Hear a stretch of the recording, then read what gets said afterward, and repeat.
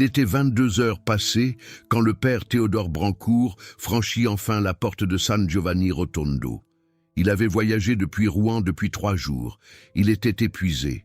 Mais ce qu'il portait dans sa mallette, les dossiers de la famille Dumont, 4 générations de malheurs documentés, étaient plus lourds que son corps fatigué. Le lendemain matin, assis en face de Padre Pio dans la salle de réception du couvent, le prêtre normand commença à lire les faits. Alcoolisme du grand-père, faillite du père, divorce du fils. Et maintenant la petite fille, Jeanne, 42 ans, seule avec 3 enfants, qui voyait tout se répéter encore une fois. Padre Pio l'arrêta avant qu'il ait fini. Il ferma les yeux quelques secondes. Puis il dit quelque chose que le père Brancourt n'oublierait jamais de sa vie. Il dit simplement « Je les vois ». Le prêtre attendit. Padre Pio continua.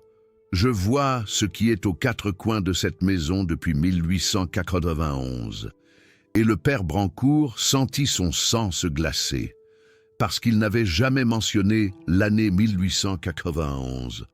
Cette année était dans les documents au fond de la mallette encore fermée. Padre Pio avait vu quelque chose que les yeux humains ne peuvent pas voir. Et ce qu'il allait révéler ce matin-là va changer la façon dont vous regardez votre propre maison ce soir. Permettez-moi de vous poser une question difficile. Répondez honnêtement, dans le silence de votre cœur. Est-ce que vous avez parfois l'impression que votre famille porte quelque chose de plus lourd que les autres? Un poids invisible qui se transmet de génération en génération. Des schémas qui se répètent, des malheurs qui arrivent toujours au même moment de la vie, des mariages qui se brisent de la même façon, des problèmes financiers qui reviennent comme des vagues inévitables. Vous faites le bien, vous priez, vous vous confessez, et pourtant quelque chose semble bloqué, comme si vos prières se heurtaient à un mur invisible. Écoutez-moi bien, parce que ce que je vais vous dire n'est pas pour vous effrayer, c'est pour vous libérer. Padre Pio a passé 50 ans à confesser des milliers de personnes. Et parmi toutes les souffrances qu'il a entendues, il y en avait une catégorie particulière qui l'affectait profondément. Les familles qui portaient le poids des erreurs de leurs ancêtres. Des portes ouvertes par des grands-parents ou des arrière-grands-parents, parfois il y a 100 ans, et qui n'avaient jamais été refermées. Ce n'est pas de la superstition. C'est une réalité spirituelle que Padre Pio connaissait mieux que quiconque, parce qu'il la voyait avec ses propres yeux dans le monde invisible. Et il avait une solution, simple, que les capucins utilisaient depuis des siècles, que les mères catholiques pratiquaient à chaque changement de saison. Le sel béni, placé aux 4 coins de la maison, avec la prière exacte que Padre Pio enseignait à ses pénitents. Aujourd'hui, je vais vous révéler ce rituel complet. Mais avant cela, vous devez comprendre quelque chose d'essentiel. Pourquoi les 4 coins? Pourquoi le sel? Et surtout, pourquoi votre famille a peut-être besoin de ce rituel ce soir même? Pour comprendre ce que Padre Pio a vu dans la Maison Dumont, il faut remonter à 1891. Léon Dumont avait 52 ans. Maçon de Rouen, travailleur, il avait construit sa réputation de brique en brique depuis l'âge de 16 ans. Cette année-là, il obtint le contrat de sa vie, la rénovation d'un immeuble entier, propriété d'une veuve nommée Aglaé Perrin. Le contrat était simple, Léon ferait les travaux, Aglaé paierait à la livraison, 3 mois de chantier, une somme équivalente à 2 ans de salaire. Ce que Léon Dumont fit ensuite, je vais vous le dire en choisissant mes mots avec soin. Il prit l'argent, il fit une partie des travaux. Et pour l'autre partie, il présenta des factures de matériaux qui n'existaient pas, des heures de main-d'œuvre fantômes, des visites techniques inventées. Aglaé Perrin, qui ne connaissait rien à la construction, paya tout. Elle dut vendre un terrain hérité de son mari pour couvrir les derniers frais. Ce terrain était sa réserve, son filet de sécurité. Le jour où elle réalisa qu'elle avait été trompée, elle se présenta à la maison de Léon Dumont, rue des Capucines, numéro 7. Elle dit, devant leurs enfants, « Ce que tu as fait à cette maison, ta maison le portera jusqu'à ce que Dieu décide d'en finir. » Léon Dumont ferma la porte sans répondre. Ce soir-là, il alla se coucher comme d'habitude. Il ne croyait pas aux malédictions. C'était un homme pratique. Mais quelque chose s'était installé dans les murs de cette maison ce soir-là. Quelque chose qui attendait. Les portes spirituelles ne s'ouvrent pas d'un coup comme une fenêtre brisée par le vent. Elles s'ouvrent lentement, 1 centimètre à la fois, sur des années, sur des décennies. Le premier signe arriva 2 ans plus tard. Marcel, le fils aîné de Léon, commença à boire. Pas beaucoup au début, juste une bière de trop le vendredi soir. Juste un verre pour oublier ce malaise diffus qu'il ne savait pas nommer. Marcel Dumont mourut en 1948. Les 20 dernières années de sa vie n'avaient été qu'une longue descente. Sa femme Hortense avait tout supporté. Ses enfants avaient grandi dans la peur et la honte. Et son fils Roger, né en 1919, avait juré qu'il serait différent. Roger Dumont ne but pas une goutte d'alcool de sa vie. Il travailla dur.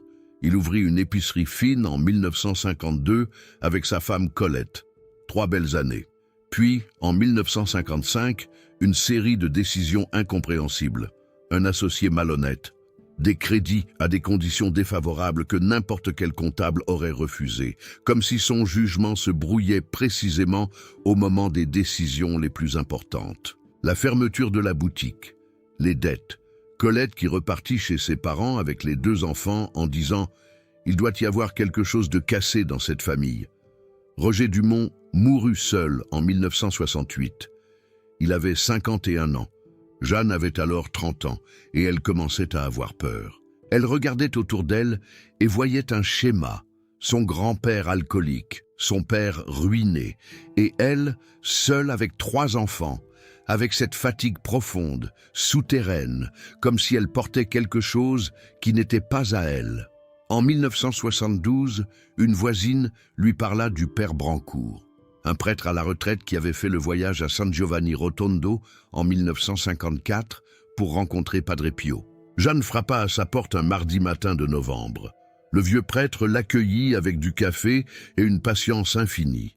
Elle parla pendant 2 heures. Et quand elle eut terminé, le père Brancourt alla chercher dans sa bibliothèque un carnet relié de cuir noir et dit « Je veux vous lire quelque chose ». C'était son compte-rendu de la rencontre de 1954. Il avait tout noté avec la précision d'un archiviste.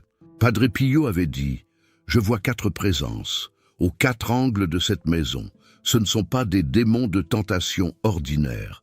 Ce sont des gardiens d'une porte, une porte qui a été ouverte par un acte d'injustice et maintenue ouverte par le silence.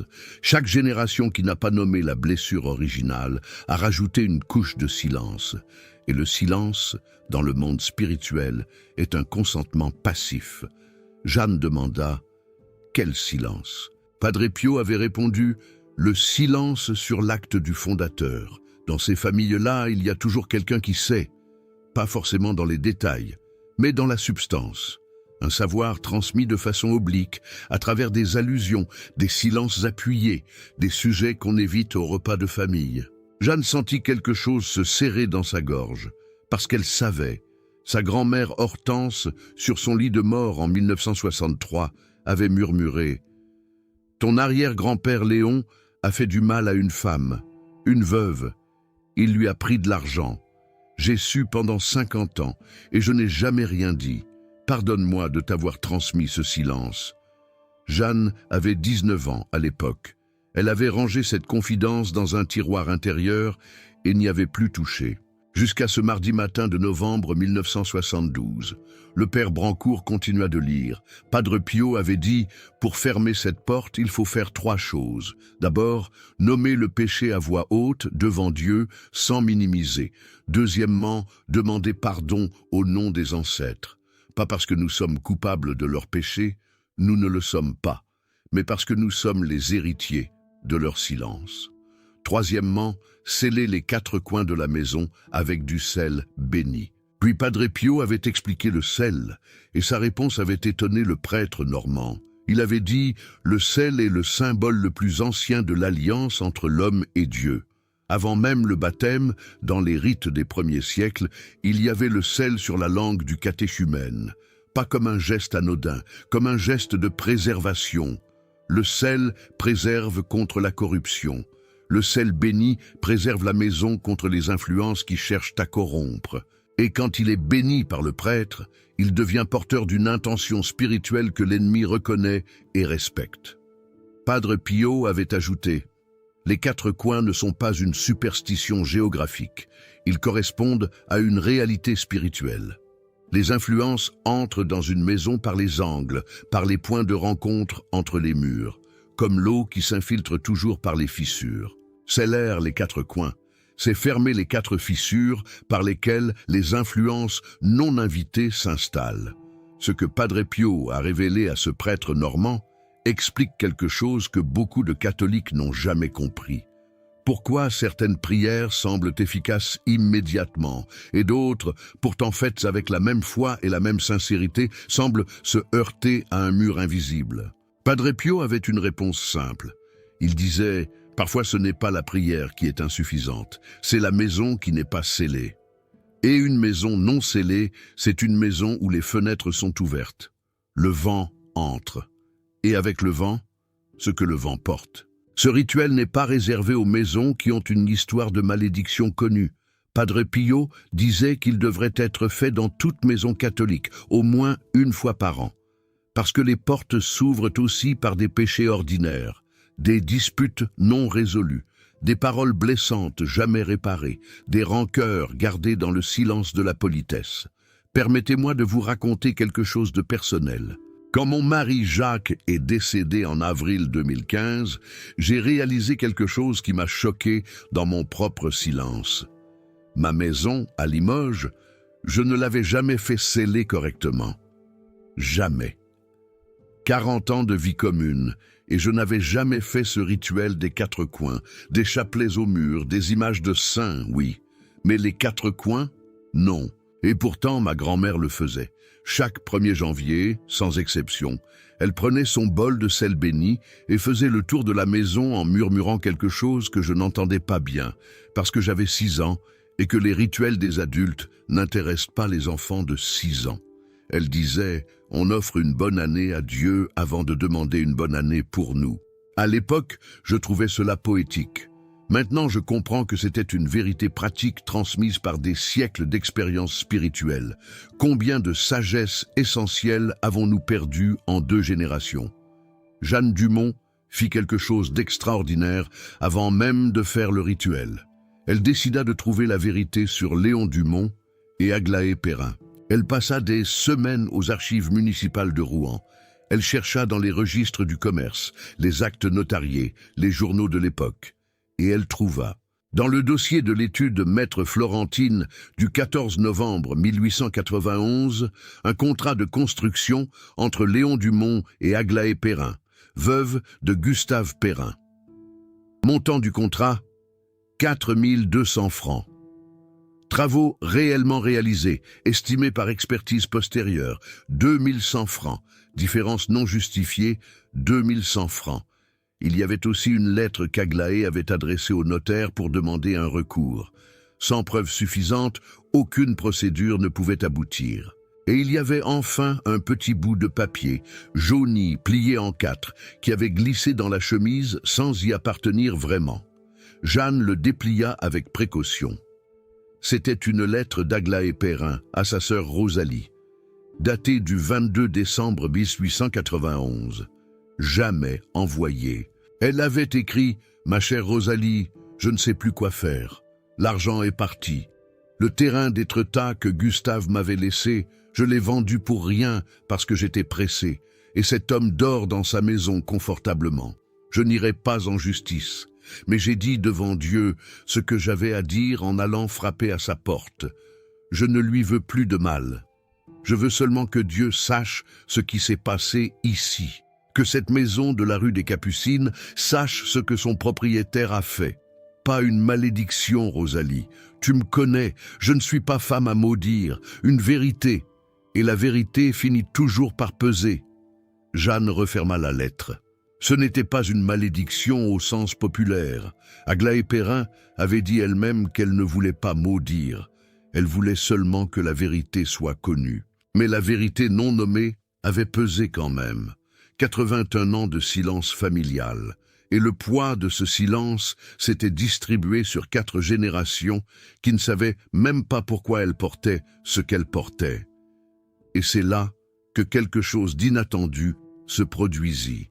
En rentrant des archives ce soir-là, Jeanne prit un chemin différent de son habitude. Elle passa devant l'ancienne maison de son arrière-grand-père Léon, rue des Capucines, par curiosité plus que par intention. La maison avait été vendue depuis longtemps.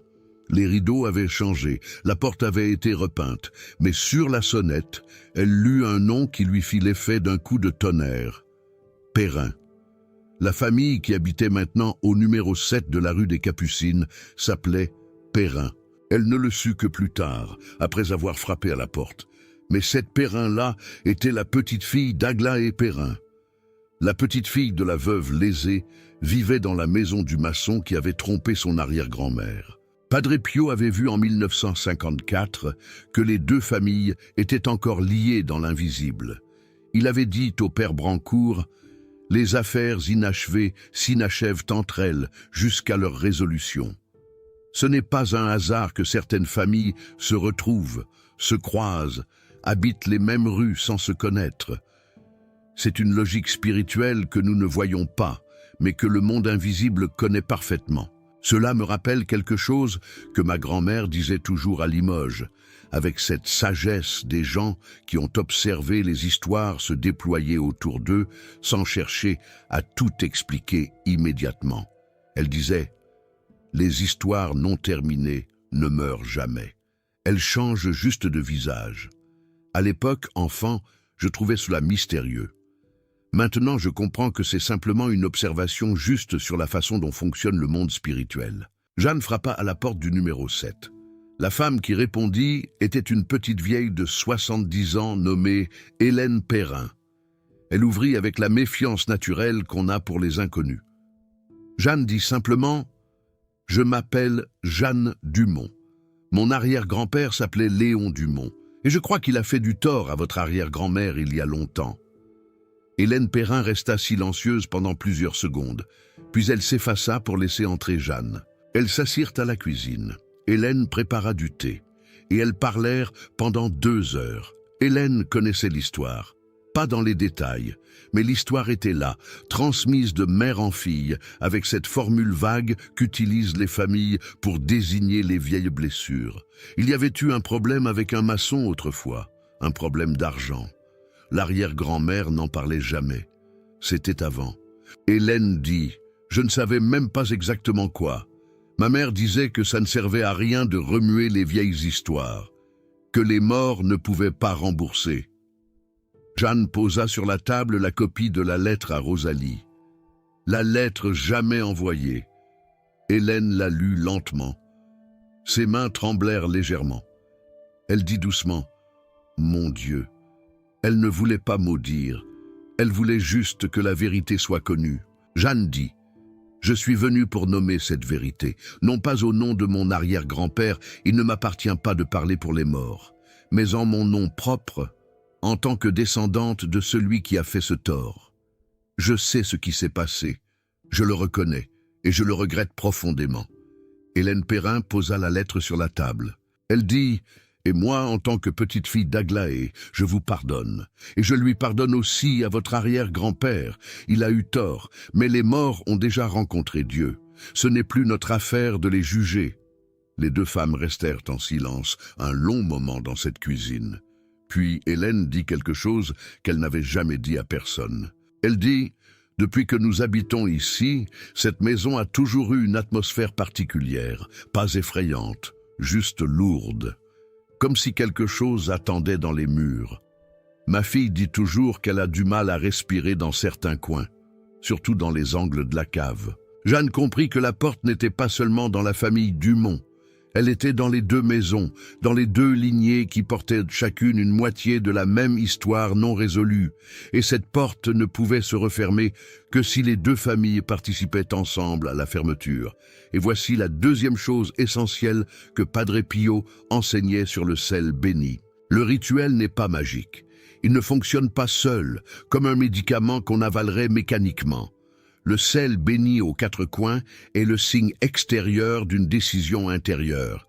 Cette décision, c'est de nommer les choses, de sortir du silence, de dire à voix haute, devant Dieu, ce qu'on sait au fond de soi.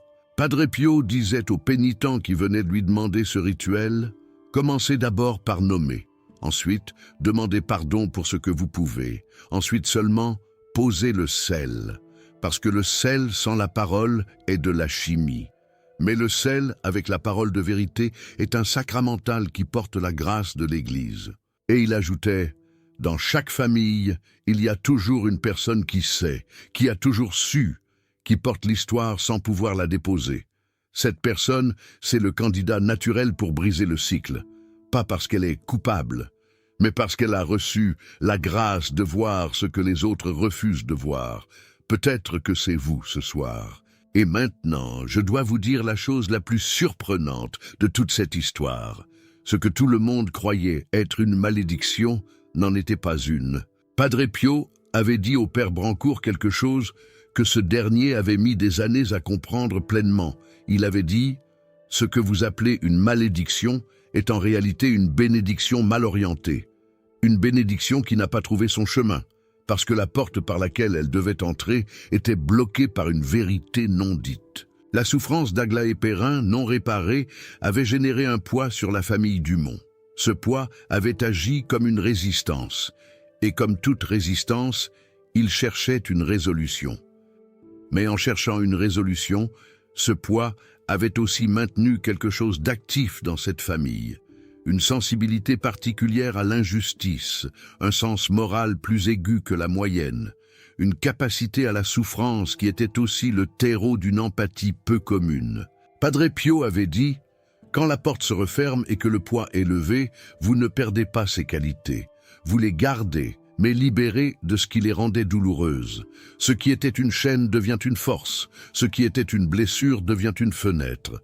C'est la transformation que Dieu opère toujours pour ceux qui ont le courage de lui remettre ce qu'ils portent. » La malédiction que Jeanne avait portée toute sa vie allait devenir, une fois le rituel accompli, la source de sa plus grande force spirituelle. Hélène Perrin avait accepté de participer au rituel dans sa propre maison. La maison de la rue des Capucines, là où tout avait commencé 81 ans plus tôt. Le vendredi suivant, à 23 heures, le père Brancourt vint avec son étole, son rituel, et le sel qu'il avait béni ce matin-là selon l'ancien rite de l'Église. Il avait 78 ans et se déplaçait avec une canne, mais il avait traversé Rouen sous la pluie sans se plaindre. Ils étaient 4 dans la maison ce soir-là. Le père Brancourt, Jeanne, Hélène, et la fille d'Hélène, Martine, 30 ans, institutrice, qui n'était pas très pratiquante mais qui avait voulu être là parce que sa mère le lui avait demandé. Le père Brancourt expliqua ce qu'ils allaient faire. Il dit « Nous allons d'abord nommer. Jeanne va nommer ce que son arrière-grand-père a fait. Hélène va nommer ce que son arrière-grand-mère a souffert. Elles vont se regarder en face et dire les choses avec des mots simples et vrais. Ensuite, nous allons demander pardon à Dieu au nom de nos ancêtres. Et enfin, nous allons sceller cette maison avec le sel béni, aux 4 coins, avec la prière de consécration. » Jeanne dit d'une voix ferme, « Mon arrière-grand-père, Léon Dumont, a surfacturé des travaux à Aglaé Perrin de 2100 francs en 1891. Il l'a obligé à vendre un terrain précieux.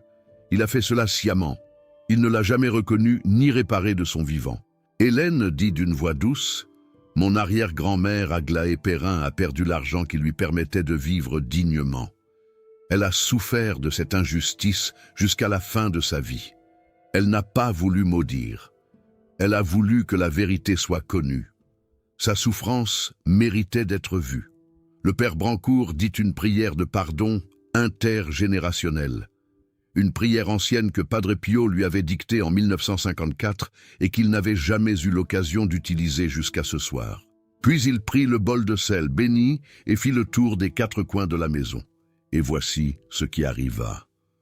Martine, la fille d'Hélène, qui regardait la scène avec la neutralité polie d'une adulte non pratiquante, dit soudainement d'une voix qu'elle-même ne reconnut pas tout à fait. « Est-ce que vous sentez ça ?» Les 3 autres s'arrêtèrent. Elle dit « Une odeur, comme des fleurs très douces, Mais il n'y a pas de fleurs ici. Le père Brancourt sourit d'un sourire qui n'avait rien de surpris. Padre Pio, dans son carnet de 1954, avait mentionné cela. Quand une porte se referme dans une maison, il arrive que le Seigneur envoie une confirmation sensorielle, un parfum, une chaleur inexplicable. Ce n'était pas toujours le cas. Et ce n'était pas le but. Le but était la libération, pas le signe. Mais le signe arrivait parfois. Cette nuit-là, dans la maison de la rue des Capucines à Rouen, quelque chose changea. J'ai été témoin de quelque chose de similaire lors d'un pèlerinage à San Giovanni Rotondo en 2019. Une femme assise à côté de moi dans la crypte de Padre Pio, venue de Bordeaux seule, avait fait ce rituel 3 ans auparavant. Elle m'a dit dans la crypte, avec des mots très simples, « Le lendemain du rituel, mon fils, qui ne me parlait plus depuis 4 ans, m'a appelé. Je lui avais rien dit de ce que j'avais fait la veille. Il ne savait pas. Il a juste appelé en disant qu'il ne sait pas pourquoi, mais qu'il avait envie d'entendre ma voix. Ces choses, nous ne pouvons pas les expliquer avec la logique humaine.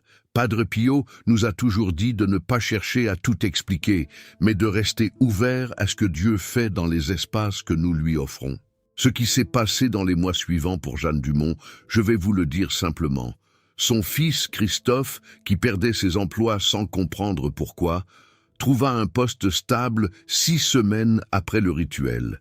Sa fille Sylvie, qui s'était éloignée sans raison précise depuis 2 ans, appela un dimanche matin pour demander si elle pouvait venir déjeuner. Et Jeanne elle-même, qui se réveillait régulièrement à 3 heures du matin avec une anxiété sourde, commença à dormir d'un sommeil profond et continu, comme si quelque chose qui veillait autour d'elle avait enfin accepté de se reposer. Mais voici ce que personne ne savait encore, ce que le père Brancourt n'apprit que 2 ans plus tard, en 1974. Il reçut une lettre d'un notaire de Rouen qui faisait le grand classement de ses archives centenaires. Le notaire avait retrouvé un document complètement oublié pendant 77 ans. C'était une lettre de Léon Dumont, datée du 3 mars 1897. Dans cette lettre, Léon Dumont reconnaissait avoir surfacturé les travaux chez la veuve Perrin. Il demandait au notaire d'établir un acte de reconnaissance de dette pour 2100 francs. Il avait l'argent. Il voulait que cela soit fait proprement. Le notaire avait demandé à Léon de revenir dans 1 semaine avec les sommes. Léon Dumont était mort 6 jours plus tard, le 9 mars 1887. Une crise cardiaque, au matin. Il n'avait jamais pu rembourser, il était mort avec la volonté de réparer, documenté noir sur blanc, mais sans avoir eu le temps de l'accomplir. Ce document changea tout dans la compréhension de Jeanne. Son arrière-grand-père n'était pas un homme qui avait choisi de vivre dans l'injustice jusqu'à sa mort. Il avait essayé de réparer. 6 ans après les faits, il avait eu le courage de mettre par écrit ce qu'il avait fait. Il n'avait simplement pas eu le temps. Et c'était elle, Jeanne, 83 ans plus tard, qui avait accompli ce qu'il n'avait pas pu finir. Elle avait nommé, elle avait demandé pardon. Elle avait participé au rituel de fermeture. Elle avait fermé la boucle qu'il n'avait pas pu fermer. Maintenant, vous comprenez ce que Padre Pio essayait de nous dire depuis le début. Les chaînes qui passent de génération en génération ne sont pas des malédictions au sens surnaturel populaire.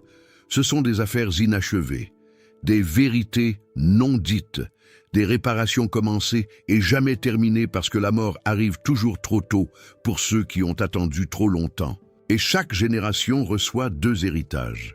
L'héritage du poids, les conséquences des actes non résolus, et l'héritage de la grâce, la possibilité d'être celui ou celle qui a le courage de regarder en face, de nommer et de demander pardon pour ce qui peut l'être.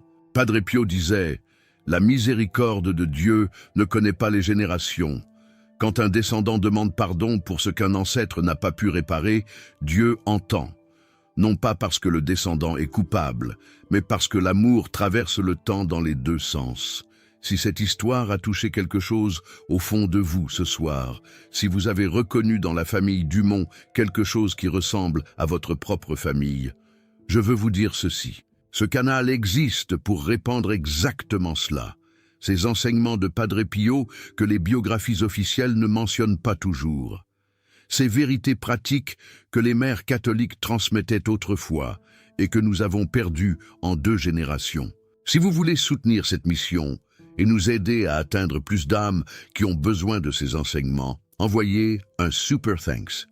Padre Pio bénit ceux qui aident à répandre son message. Et votre soutien permet à d'autres personnes de trouver ce rituel et peut-être de briser un cycle qui dure depuis trop longtemps dans leur propre famille. Maintenant, je vais vous donner le rituel complet tel que Padre Pio l'a enseigné. Avant de commencer, une précision importante. Le sel béni n'est pas du sel ordinaire. C'est un sacramental, un objet ordinaire qui, par la bénédiction d'un prêtre, devient porteur d'une grâce particulière. Pour obtenir du sel béni, demandez à votre prêtre de le bénir. C'est une demande tout à fait normale. Apportez du gros sel de mer de préférence. Dans certaines paroisses traditionnelles, du sel béni est disponible à l'entrée comme l'eau bénite. Le rituel comprend 7 étapes. Première étape, choisissez un soir, de préférence un vendredi, jour de la Passion, ou un jeudi, jour de l'Eucharistie. Ou ce soir, si vous sentez l'urgence. Padre Pio avait dit « Le meilleur jour pour offrir sa maison à Dieu est le premier soir où on en ressent le désir. » Deuxième étape. Avant de commencer, asseyez-vous en silence dans votre maison. Posez-vous cette question. Est-ce qu'il y a quelque chose dans l'histoire de ma famille que je sais mais que je n'ai jamais nommé devant Dieu? Une injustice commise par un ancêtre, une blessure infligée et jamais réparée, un péché dont vous avez entendu parler obliquement. Si quelque chose vient à votre esprit, notez-le sur une feuille de papier. Troisième étape. Debout dans la pièce principale de votre maison, dites à voix haute « Seigneur, je nomme devant toi ce que je connais de l'histoire de ma famille. » Puis, vous dites ce que vous avez écrit, simplement, sans dramatiser, sans accuser les morts, juste les faits. Et vous ajoutez « Je ne suis pas coupable de ce qu'ils ont fait, mais je suis l'héritier du silence. Et je veux, autant qu'il dépend de moi, que la vérité soit vue et que la réparation commence ici. » Quatrième étape. Prenez le bol de sel béni. Commencez par l'angle de votre maison qui fait face à la porte d'entrée principale. C'est l'angle le plus exposé aux influences extérieures. Cinquième étape. Dans chaque angle, déposez une petite quantité de sel, environ 1 cuillère à café, en traçant une petite croix avec votre doigt. Et dites cette prière à voix basse mais distinctement. « Seigneur, je consacre cet angle de ma maison à ta protection. Par l'intercession de Padre Pio et de tous les saints, je scelle ici la porte que l'ennemi cherche à utiliser. Que rien de ce qui entre par ici ne vienne contre la vie et la paix de cette maison. Amen. » Répétez cette prière dans les 4 angles de votre maison. Si vous avez plusieurs étages, faites les 4 angles de chaque niveau. Sixième étape. Après les 4 coins, revenez au centre de votre maison. Tendez les mains, paumes ouvertes vers le haut, en signe de remise et non de réclamation, et dites « Seigneur, cette maison t'appartient. Mes ancêtres ont péché ici, comme tous les humains pêchent, parce que la miséricorde est ton nom.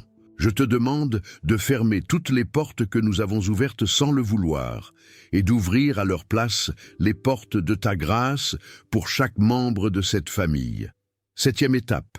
Pour finir, récitez le psaume 91, le psaume de la protection divine. Il commence par ces mots « Celui qui demeure sous l'abri du Très-Haut repose à l'ombre du Tout-Puissant. » Si vous ne le connaissez pas par cœur, lisez-le dans votre missel ou votre Bible. Cela ne prend que 3 minutes. Et voilà, c'est tout. Ce rituel ne prend pas plus de 20 minutes. Il n'exige pas de matériel rare ni une formation spirituelle avancée. Il exige de la vérité, un peu de courage pour nommer ce qu'on sait, et du sel béni. Padre Pio disait avec ce sens de l'humour tranquille qu'il avait parfois « Les grandes libérations ne se font pas toujours dans les grandes émotions. Elles se font souvent dans les petits gestes simples faits avec foi. La foi déplace les montagnes, mais elle commence par déplacer un bol de sel. Quel signe pouvez-vous attendre ? Dans les 3 premiers jours, certaines personnes remarquent un changement dans la qualité du sommeil.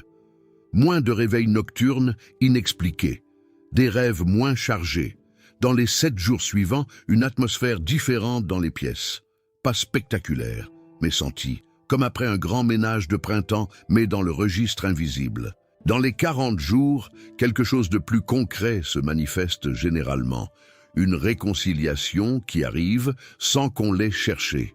Une opportunité, un apaisement d'une tension qui durait depuis longtemps. Padre Pio avait cependant un avertissement ferme qu'il répétait à tous. Il disait « Ne faites pas ce rituel pour obtenir un résultat précis que vous avez décidé à l'avance.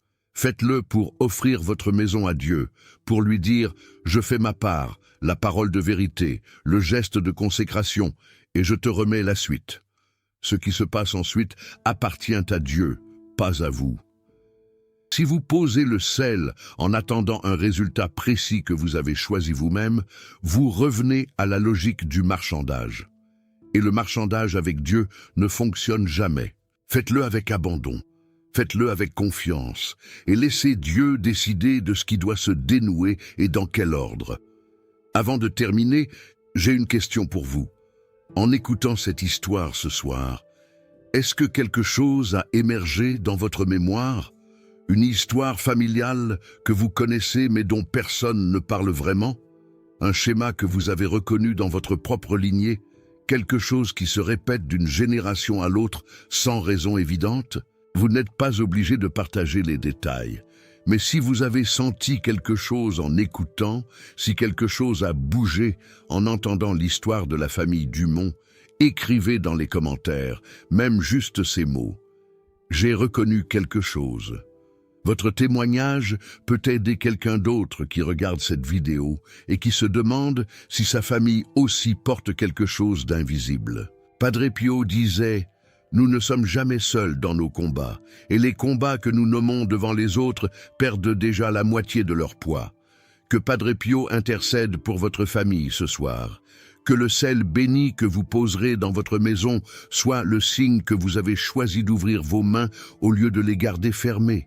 Et que la grâce de Dieu fasse le reste comme elle l'a toujours fait pour ceux qui lui font confiance. À très bientôt.